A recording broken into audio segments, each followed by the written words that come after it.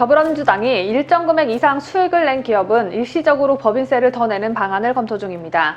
여기에 더해 24년 전 IMF 당시 정부가 지원했다가 돌려받지 못한 자금을 환수하자는 안도 나왔습니다. 문재인 정부 빈 곳간 채우려다가 100년 전 일도 들춰내게 생겼습니다. 더불어민주당이 정부가 적자 국채를 발행하면 한국은행이 국채를 인수하는 방안을 추진 중입니다. 한국은행은 나라 빚을 떠넘기는 꼴이라며 강하게 반발하고 있습니다. 법정에서 실형 선고 시 법정 구속을 원칙으로 했던 대법원 예규 조항이 24년 만에 개정됐습니다. 예외 사유가 없으면 곧바로 구속하도록 한 기존의 법원 방침에 변화가 생길지 이목이 쏠리고 있는데 이재용 삼성전자 부회장의 구속도 갑론을박이 팽배합니다. 박범계 법무부 장관 후보자에 대한 인사청문회를 하루 앞둔 어제 국민의힘이 자체 청문회를 열었습니다. 국민의힘이 요구한 증인 채택이 민주당 반대로 어려워지자 직접 장외 검증에 나선 것입니다.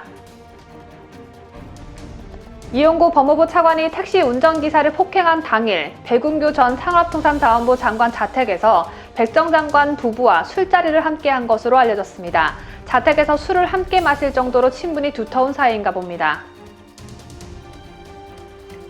부동산 부자 없는 세상이 소원이라던 유시민 노무현 재단 이사장이 아내 명의의 고급 빌라로 6억 원의 시세 차익을 얻고 있는 것으로 파악됐습니다. 누리꾼들은 위선자도 이런 위선자가 없다며 조국과 왕중왕전을 겨뤄야 할 판이라고 비난했습니다. 최근 확산되고 있는 이재용 삼성전자 부회장의 옥중 편지는 사실이 아닌 것으로 밝혀졌습니다. 삼성 측은 거짓 정보가 유포되는 것을 차단하기 위해 총력을 기울이고 있습니다. 서울 남대문 시장에 모인 더불어민주당 소속 사람들이 방역수칙 위반 논란에 휩싸였습니다. 서울시장 민주당 후보로 나선 박영선과 우상호는 뼈가 으스러질 듯 꼭 껴안았고 이를 본 시민들은 사회적 거리두기가 끝난 거냐며 어리둥절했습니다.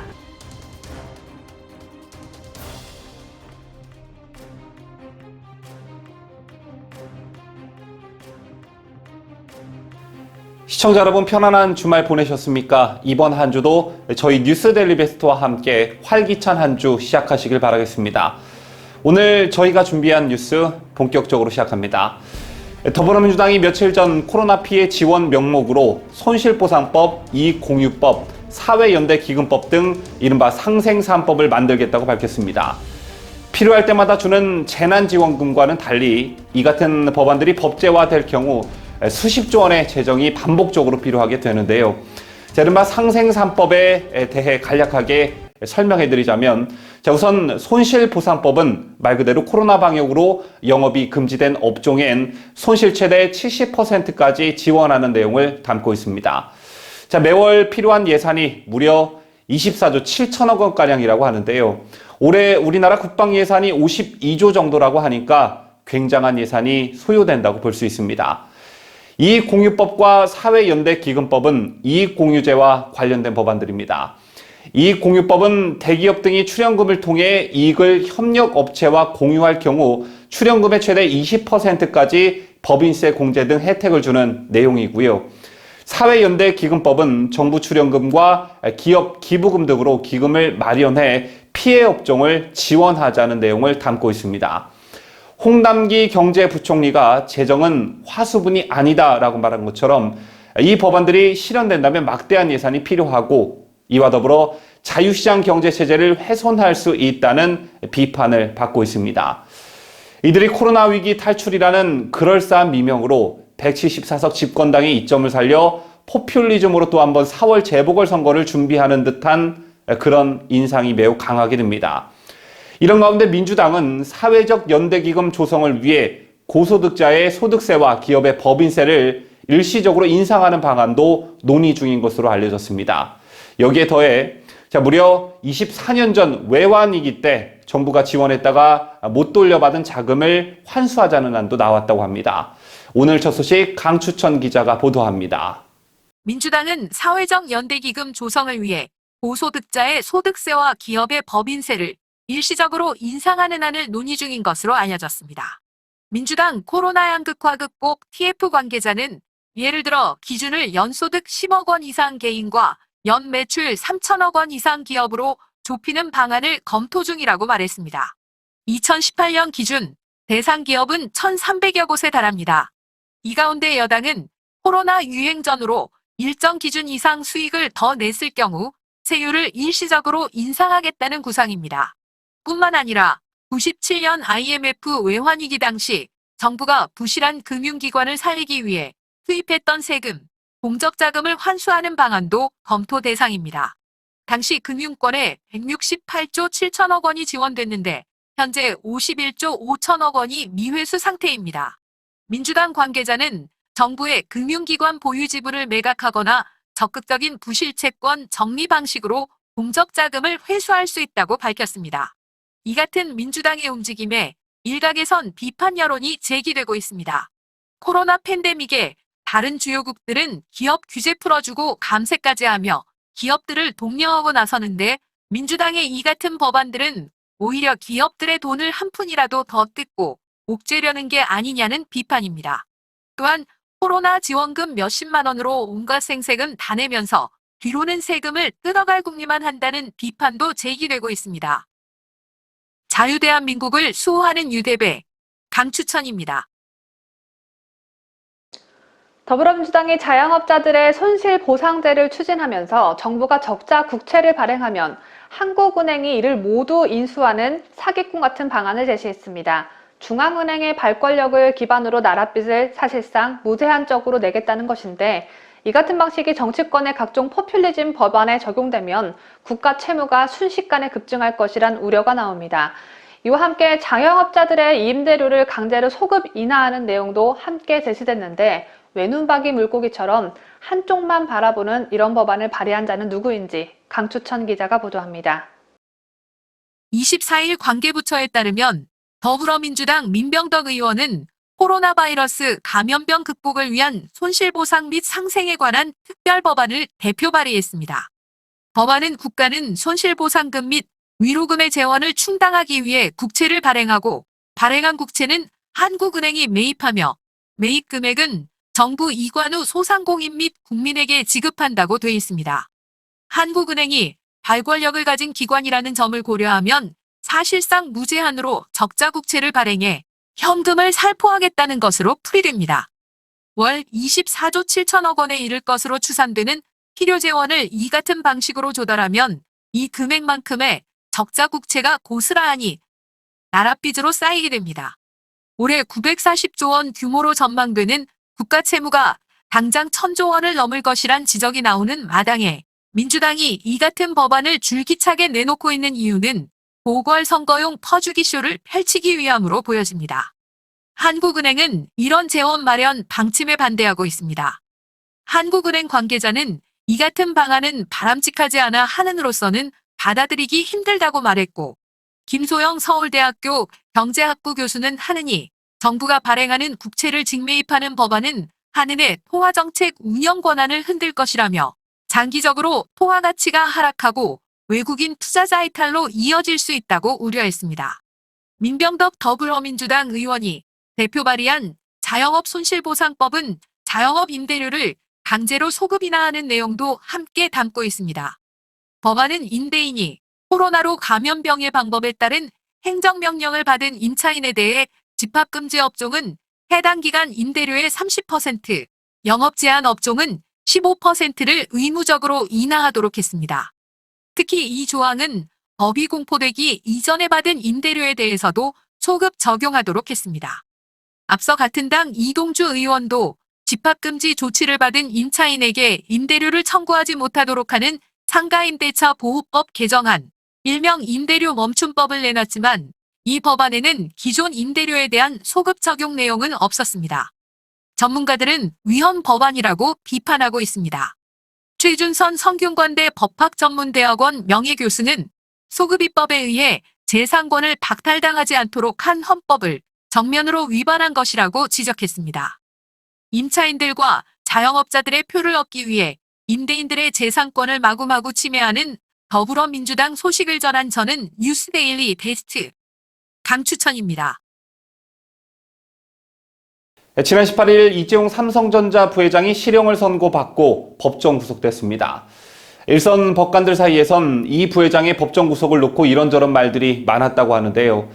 파기환송심이란 점을 감안할 때 구속사유와 필요성이 있다고 인정되고 또 향후 번복될 가능성이 희박하므로 구속하는 게 맞다라는 의견과 이 부회장의 사회적 위치 그리고 파기환송심이기 때문에 도주나 증거인멸의 우려가 없지 않느냐 때문에 구속은 지나쳤다라는 의견이 충돌했다는 겁니다. 인신구속 사무의 처리에 관한 예규 57조는 피고인에 대하여 실형을 선고할 때는 특별한 사정이 없는 한 법정에서 피고인을 구속한다라고 되어 있습니다. 이 말인즉슨 실형 선고 시 법정 구속을 원칙으로 한다는 건데요. 그런데 이 조항이 24년 만에 개정된 것으로 확인됐습니다. 자, 우선 개정의 골자는 실형이 선고된 피고인의 법정 구속 기준을 특별한 사정이 없는 한에서 구속 사유와 필요성이 있다고 인정하는 경우로 바꾼 것인데요. 행정처는 지난해 3월에서 4월 전국 법관을 상대로 인신구속 사무 예규 57조의 개정에 대한 의견 수렴을 진행했습니다. 답변자 450여 명 중 80% 이상이 이 조항의 개정이 필요하다는 취지로 답변한 것으로 전해졌는데요. 법관들의 주된 반응은 법적 구속력이 없는 예규로 실형 선고 시 구속이 원칙이라고 규정한 것은 재판권 침해라는 것이었습니다. 일부 법관들은 재판권을 침해하는 내용이라며 삭제해야 한다는 의견까지 냈다고 하는데요. 다만 행정처는 이 조항을 없앨 경우 기본적으로 법정 구속을 하지 말라는 방향 제시로 오해가 생길 것을 우려해 형사소송법의 구속 원칙을 규정하는 정도로 가닥을 잡은 것으로 알려졌습니다. 국민의힘이 어제 박범계 법무부 장관 후보자와 관련한 여러 의혹 등을 규명하기 위해 자체적으로 국민참여 청문회를 열었습니다.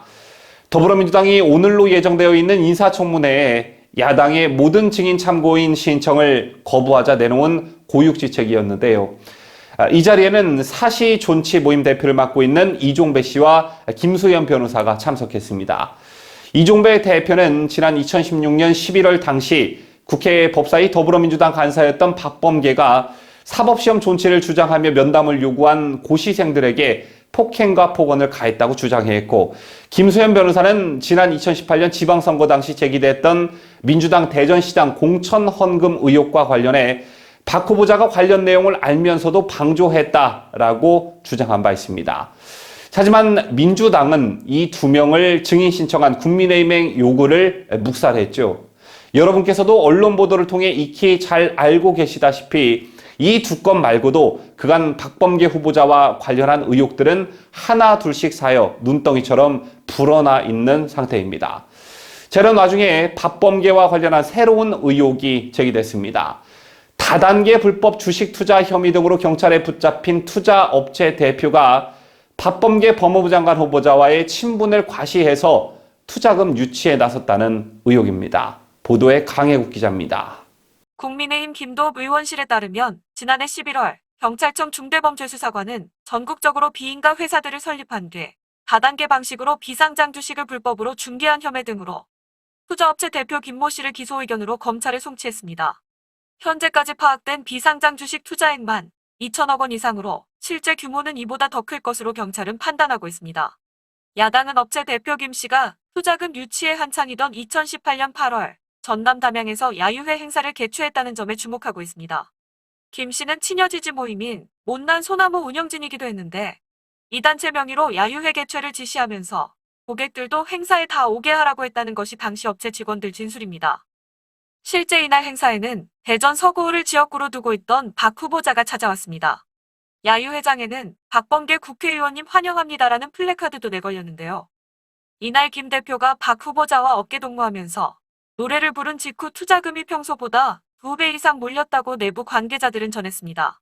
투자업체 한 관계자는 박범계 의원의 야유회 방문은 투자를 망설이던 사람들에게 보증수표나 다름없었다며 그가 야유회에 다녀간 뒤로 투자금이 평소 2배 이상 몰렸다고 했습니다. 다른 관계자도 투자만 하시던 한 고객은 자기도 다단계 업체에서 일해보겠다고 했다고 전했습니다. 김도읍 의원은 박 후보자가 지역구 행사도 아닌 담양으로 내려간 것은 통상적인 의정활동이 아니다라면서 사건을 넘겨받은 검찰은 김 대표의 주식 사기를 박 후보자가 묵인 혹은 방조한 것은 아닌지 야유회 참석의 대가성은 없었는지도 수사해야 할 것이라고 촉구했습니다. 자유대한민국을 수호하는 유대배 강혜국입니다. 공수처가 검사 23명을 공개 모집한다고 밝혔습니다. 공수처 검사는 부장검사 4명과 평검사 19명으로 구성되는데요. 부장검사는 변호사 자격 12년 이상 보유, 평검사는 변호사 자격 7년 이상 보유면 지원할 수 있습니다. 공수처는 금융, 증권 등 특정 분야의 국내외 박사학위 취득자와 공인회계사, 세무사, 외국 변호사 자격증 소지자를 우대할 예정입니다. 원서 접수는 내달 2일부터 4일이며 서류 전형에서는 자격 요건을, 면접 전형에서는 공무원으로서의 정신자세, 전문 지식과 응용 능력, 창의력, 의지력 및 발전 가능성, 의사표현의 정확성과 논리성, 예의 품행 및 성실성 등을 심사할 계획입니다. 면접 후에는 공수처 인사위원회가 추천 대상을 확정해 대통령에게 추천하고 대통령이 최종 임명하게 됩니다. 인사위원회는 처장과 차장, 처장이 위촉한 외부 전문가 1명, 여야 추천위원 각 2명 등 7명으로 구성됩니다. 검사 임기는 3년이고 세 차례에 한해 연임할 수 있는데요. 민변의 요구에 따라 공수처 검사 요건을 현행 변호사 자격 10년에서 7년으로 완화했었죠. 또한 재판, 수사, 조사 실무 경력이 5년 필요하다는 내용도 삭제했는데요. 제에 따라 법원이나 검찰 경험도 없는 민변 변호사들이 대거 공수처 검사로 임명될 것이다라는 우려가 팽배한 상황입니다. 자, 이에 대해 수사관 자리는 시민단체 출신들이 차지할 것이다라는 우려도 동시에 제기되고 있는 상황에서 만약 민변 변호사들이 공수처를 장악하면 공수처의 또 다른 이름은 민변검찰이다라는 말까지 나오고 있는 실정입니다. 지금부터는 이용구 법무부 차관의 택시기사 폭행 사건과 관련한 새로운 소식 전해드립니다. 이 사건을 접하시면서 국민들께서 한 번쯤 생각해 보셔야 할 게 있는데요. 경찰이 차관급 인사와 관련한 사건도 이따위로 무마하려고 했는데 그 이상의 고위직들과 관련해서는 얼마나 더 했겠느냐라는 점과 자, 과연 이런 경찰에게 수사 종결권을 줘도 되겠느냐라는 점입니다. 이용구 법무부 차관으로부터 폭행을 당했다며 경찰에 신고한 택시기사가 언론 인터뷰에서 경찰 추가 조사에서 휴대전화로 찍은 블랙박스 영상을 이렇게 보여주자 담당 수사관이 영상을 못 본 것으로 하겠다라고 말한 사실을 폭로했습니다. 경찰은 애초 블랙박스 영상이 없고 택시기사가 처벌을 원치 않아 반의사 불벌죄인 형법상 폭행 혐의를 적용해 사건을 내사 상태로 종결했다고 밝혔죠. 자, 그러나 운전 중 폭행은 특정 범죄 가중처벌법상 폭행에 해당해 피해자가 처벌을 원치 않아도 처벌하게 되어 있습니다. 블랙박스 영상이 차관이 택시기사의 멱살을 잡는 장면이 남아있다고 하는데 그렇다면 수사기관이 정식 입건해서 차가 운행 중인지 아닌지 정밀히 조사해 유무죄를 가렸어야 맞는 거겠죠. 자, 그러나 담당 수사관이 영상을 보고도 못 본 것으로 했다면 그 자체가 위법입니다. 문제의 수사관은 이용구 차관 사건을 조사했던 서울서초경찰서 소속 형사라고 하는데요. 이 경찰관은 그동안 이 사건의 핵심 증거인 폭행 영상을 본 적이 없다고 주장해 왔는데 자, 심지어 사건 직후 폭행 영상의 존재를 경찰에도 알렸다는 블랙박스 업체 관계자의 증언이 보도됐을 때도 그런 사실이 없다며 강하게 부인해 왔습니다. 자, 그런데 엊그제 밤 감찰 조사에서 태도가 바뀐 것입니다. 서울 서초경찰서 소속 형사가 사건 발생 닷새 뒤인 지난해 11월 11일 택시 기사가 블랙박스 메모리 카드를 돌려받으러 왔을 때 택시 기사의 휴대전화 속 30초짜리 영상을 봤다고 인정한 것인데요. 자, 이로써 사건이 새로운 전기를 맞게 된 것입니다. 즉 그동안은 합리적인 의심 수준의 차원이었지만 이제는 경찰의 봐주기 수사 정황이 하나둘씩 드러나고 있는 것이죠. 구체적으로 보면 내사 종결된 사건이지만 수사 당시 관련 정황을 파악하고도 이를 수사 결과에 포함시키지 않았다면 특가법상 특수직무유기 혐의가 적용될 수 있고 블랙박스 영상을 보고도 못 본 척한 그 배경에 윗선의 지시가 있었는지에 대한 수사가 진척을 보인다면 사건의 파장은 더욱 커질 전망입니다. 자, 앞서 잠깐 말씀드린 대로 이 사건은 국민들에게 큰 경종을 울리고 있는 사건이라고 볼 수 있는데요. 올해 초 경찰은 검찰에서 수사 종결권을 넘겨받았죠. 검찰이 재수사를 결정하지 않았더라면 법무부 차관이 연루된 이 사건은 유야무야 처리됐을 것이 자명합니다. 자, 이런 케이스는 이번이 처음은 아니죠. 드루킹 댓글 사건, 박원순 서울시장의 못된 짓 사건에 대해서도 경찰은 진실 규명을 제대로 하지 않아 많은 논란을 낳았습니다. 이번 사건과 관련해 검찰 재수사 결과 담당 수사관에게 권력의 외압이 가해졌음이 밝혀진다면 이건 그냥 넘어갈 일이 아니죠. 경찰청장이 사퇴하고 행안부 장관이 국민께 사과해야 마땅한 일일 것입니다. 이와 더불어 검찰이 직접 수사권을 더 많이 넘겨줄수록 검찰의 수사 종결권을 남겨둘 필요성은 더 커진다는 점을 분명히 인식하고 수사 조정을 재검토해야 할 것입니다. 이번 사건과 관련해 새로운 사실이 또 하나 밝혀졌습니다. 만취 상태였던 이용구 차관의 당일 행적과 관련한 내용인데요. 그날 어디서 누구와 술을 마셨는지가 밝혀진 것입니다. 제날 이 차관이 택시에 탄 장소는 다름 아닌 배궁규 전 산업통상자원부 장관의 자택 앞이었고 배웅한 인물은 배궁규 전 장관 부부였던 것으로 파악됐습니다. 택시를 부른 것도 배궁규 전 장관 아내였다고 하는데요. 자택에 초대해 술을 마시고 택시를 호출에 배웅했다는데 도대체 뭐가 문제냐 하시는 분들 계실 테지만 추가로 밝혀진 이 사실은 새로운 것을 시사하고 있습니다. 아시다시피 백 전 장관은 월성원전 자료 폐기 사건으로 검찰 수사선상에 올라와 있고요. 당시 이용구 차관은 그런 백 전 장관의 변호인이었죠. 폭행 사건 하루 전에는 대전지검이 월성원전 경제성 평가 조작 의혹과 관련해 산업부와 백 전 장관의 자택 등을 압수수색했습니다. 당시 백 전 장관의 법률 대리인이었던 이 차관은 자택 압수수색을 참관한 걸로 알려졌습니다. 그럼에도 불구하고 현 정권은 이용구의 법무부 차관 임명을 강행했었죠. 과연 월성원전 자료 폐기 사건으로 검찰의 수사선상에 올라와 있는 전직 산자부 장관과 정권이 눈여겨보던 법무부 법무실장 출신의 변호사 이용구, 이 두 사람이 형님, 동생 하면서 술을 만취할 때까지 마시며 과연 무슨 대화를 나눴을까요? 여러분의 상상에 맡기도록 하겠습니다. 이성윤 서울지검장이 언론에 자주 등장하는 건 그의 주특기 때문입니다. 주특기라고 하니까 그게 뭘까라고 궁금해하시는 분들 계실 텐데요. 이성윤 서울지검장의 주특기는 다름 아닌 수사 문객입니다. 정권에 불리한 관련 수사를 이성윤이 지연 또는 묵살 묵인하고 있다는 의혹들이 꾸준히 보도되고 있는데요. 서울중앙지검엔 이성윤을 알박기 해놓았다면 법무부엔 심재철 법무부 검찰국장이 있습니다.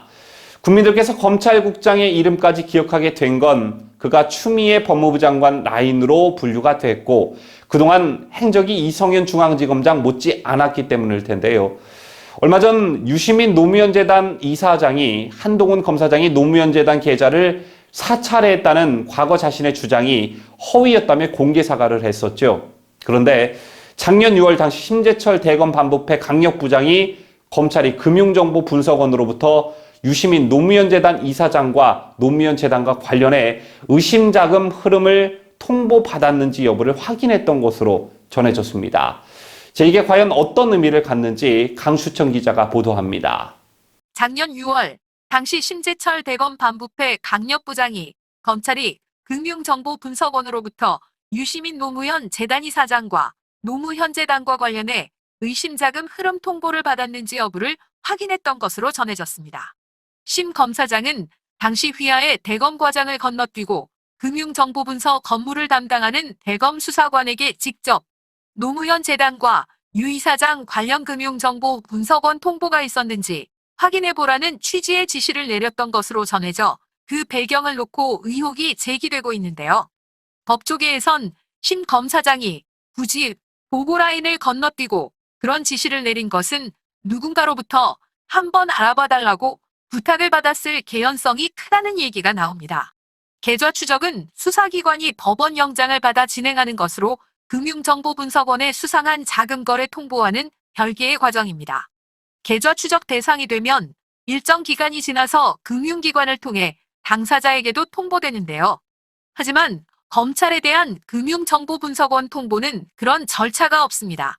때문에 검찰 안팎에서는 심 검사장이 은밀하게 금융정보분석원 통보 여부를 알아본 것은 아무래도 여권과 관련이 있지 않겠느냐는 해석이 나오고 있습니다. 자유대한민국을 수호하는 유대배, 강추천입니다. 아직 저희 채널을 구독하지 않으신 분 계시다면요. 구독 버튼 꼭 눌러주시고요. 알람 설정도 부탁드립니다.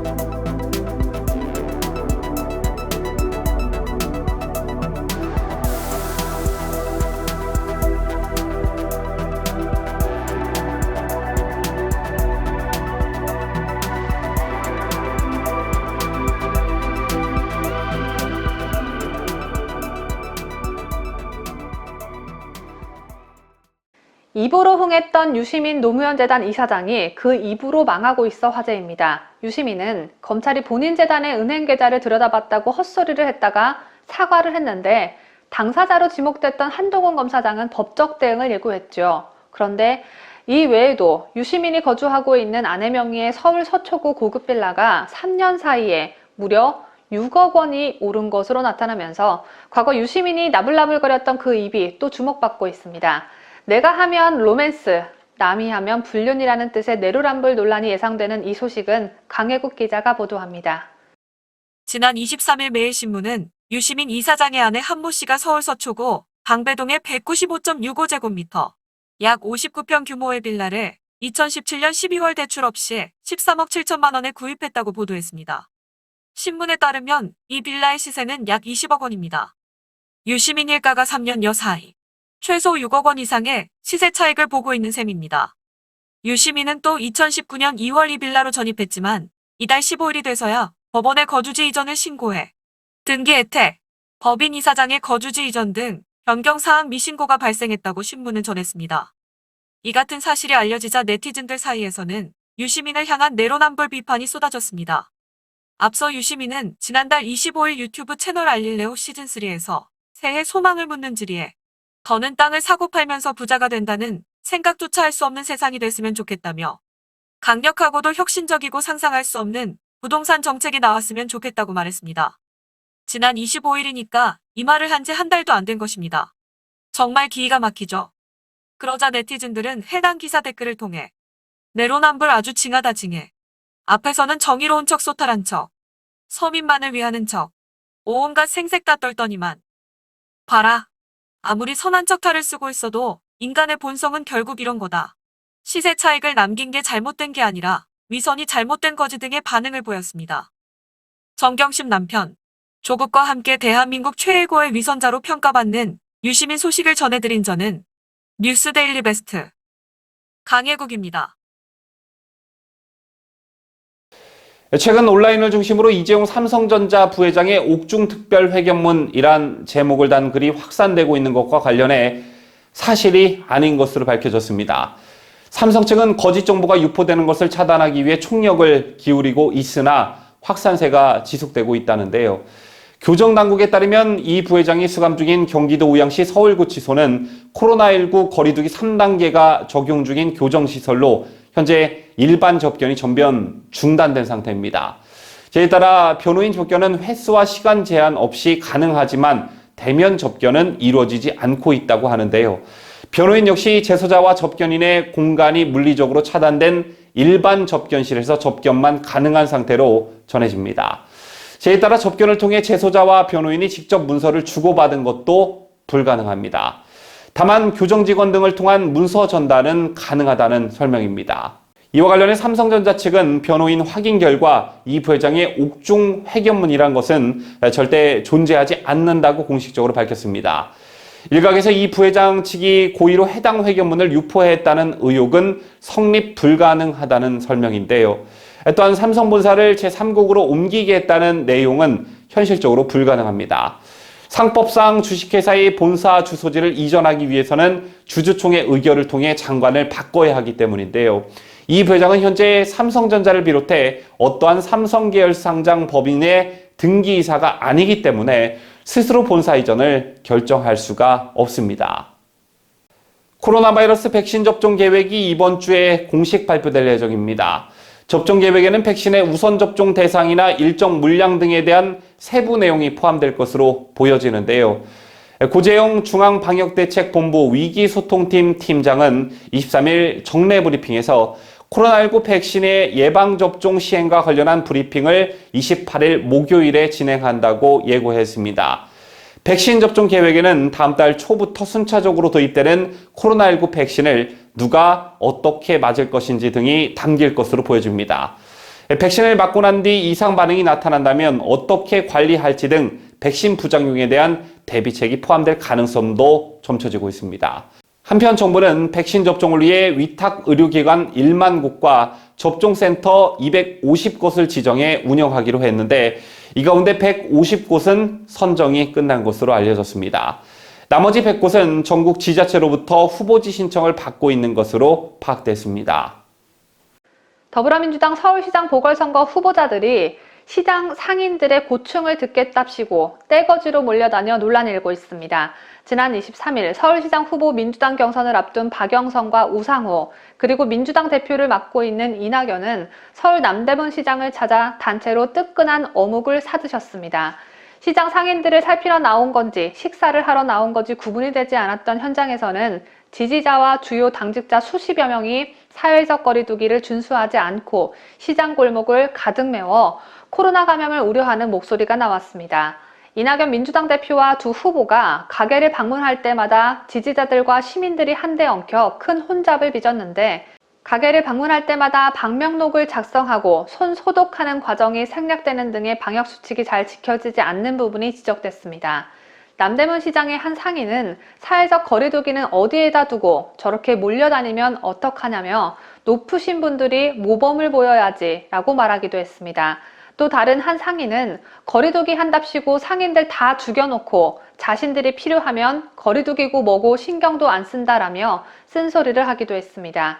박영선과 우상호 두 후보자가 이상가족을 만난 듯 부둥켜 안고 함께 시장골목을 누비고 다닌 이날은 국내 신규 확진자가 431명이 발생했고 서울 수도권에 119명이 집중됐습니다. 더불어민주당의 사회적 꼭 붙어 다니기 소식을 들은 한 누리꾼은 교회에서 저런 식으로 붙어 있었다면 단번에 역학조사 나선다고 발광했을 것이다. 우상호는 아예 주둥이 박치기라도 할 기세다 라는 반응을 보였습니다. 광복회가 추미애 법무부 장관에게 독립운동가의 이름을 딴 상을 수여하기로 하면서 일부 독립운동 단체가 반발하고 있습니다. 광복회장인 김원웅이 문재인 정권 입맛에 맞는 행보를 보여 논란을 낳고 있는 가운데 이번 추미애에게 주는 상은 그 논란의 정점을 찍는 듯합니다. 그렇다면 김원웅의 광복회가 추미애에게 상을 주려는 그 이유는 무엇인지, 무슨 명목으로 상을 주겠다는 것인지 김자유 기자가 보도합니다. 광복회는 오늘 오후 4시 서울 여의도 광복회관에서 독립운동가 최재형상 시상식을 엽니다. 이 자리에는 추미애도 직접 참석할 예정인 것으로 알려졌습니다. 광복회는 지난 22일 배포한 보도자료에서 추 장관이 재임 기간 일제로부터 후작 자기받은 이해승의 친일 재산 등 총 171필지 공시지가 520억 원의 국가귀속 노력이 인정된다고 추미애를 수상자로 선정한 배경을 설명했습니다. 고 최재형 선생은 러시아 한인사회 독립운동의 대부로 재산 대부분을 항일투쟁 지원에 쓴 인물입니다. 안중근 의사의 이토이로붐이 저격을 지원한 인물로도 알려져 있습니다. 광복회는 지난해 고인의 이런 정신을 기린다는 취지에서 최재형 상을 만들어 같은 해 5월 첫 수상자로 더불어민주당 상임고문을 지낸 고 김상현 의원을 12월에는 친노인사 유인태 전 국회 사무처장에게 각각 수여했는데 이후 한 달 만에 추미애를 갖다가 세 번째 수상자로 선정한 것입니다. 공교롭게도 죄다 민주당 쪽 사람들에게만 상을 수여했네요. 이 소식이 알려지자 사단법인 독립운동가 최재형 기념사업회는 입장문을 내고 최재형 상을 후손과 본 사업회 승인 없이 수여한다는 것은 최 선생의 명예를 훼손하는 일이라며 반발하고 나섰습니다. 이미 자신들이 최재형 상을 재정해 운영하고 있는 상황에서 광복회가 별도로 협의도 없이 상을 만들고 특정 정치권 인사 등에게 상을 줘 불필요한 혼란을 야기하고 독립운동 정신도 퇴색시키고 있다는 취지의 반발입니다. 사업회는 여야를 초월해 국민적 존경을 받는 최재형 선생의 이름을 빌려 상을 수여하는 것은 광복회 정관에 금지된 정치활동이라며 김원웅 광복회장 개인의 사욕을 채우기 위한 것으로 판단된다고 지적했습니다. 이에 대해 광복회 관계자는 최재형 상뿐만 아니라 단재 신채호상, 264상 등을 만들어 독립운동가들을 더 잘 알리고 선양하기 위해 노력하고 있다며 엄정하게 내부 심사 기준에 의해 시상하고 있으며 남발이나 어떤 정치적 목적을 노리고 수여하는 것이 아니다라고 해명했습니다. 하지만 최근 김원웅 광복회장의 행태로 봐선 정치적 목적이 배제돼 있다는 해명은 죽었다 깨나도 납득하긴 어려울 듯합니다. 뉴스 데일리 베스트 김자유입니다.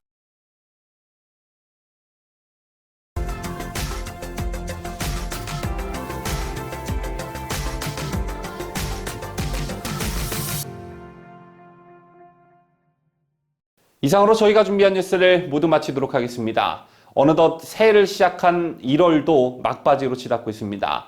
시간이 참 빠르다는 생각을 새삼하게 되는데요. 1월의 마지막 주를 시작하는 월요일인 오늘 구독자 여러분 모두 활기차게 시작하시기를 바라겠습니다. 지금까지 저는 뉴스데일리 베스트 민앵커였고요. 저는 더 알찬 소식을 가지고 내일 아침 여러분을 기다리고 있겠습니다. 끝까지 시청해주신 여러분 대단히 감사합니다. 뉴스데일리 베스트는 구독자 여러분의 소중한 구독료를 운영합니다. 여러분의 자발적 구독료 참여를 기다립니다.